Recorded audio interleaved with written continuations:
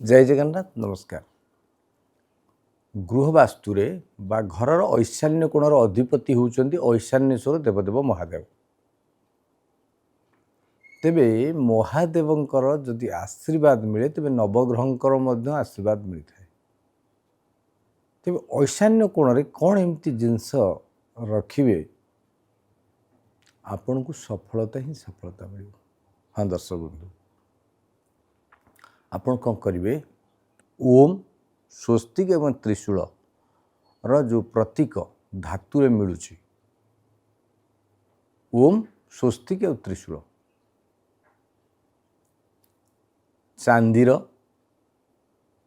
किंबा पित्तलर आपण घरर ऐशान्य कोण लगे दियंतु। ओम स्वस्तिक और त्रिशूल चिन्ह होगी गोटे धातुरे निर्माण होइतिबो। लखैकी आपण लगे दिंतु, लगेकी देखंतु केमती आपणकर आशीर्वाद। जदि समस्या होउची घर उपर शत्रु बाधा दृष्टि पड़ुची तेबे केबे भी शत्रुंकर कुप्रभाव आपणको घर उपर पड़िबनी।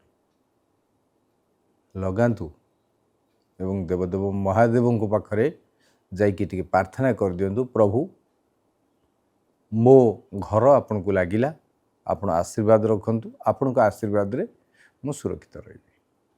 तेबे एतकी थरे कईकी रखिकी कईकी आसंतु, देखिबे जुग जुग धरिकी आपण घर थियो कौन सी शत्रु बाधा हेबनी। जय जगन्नाथ।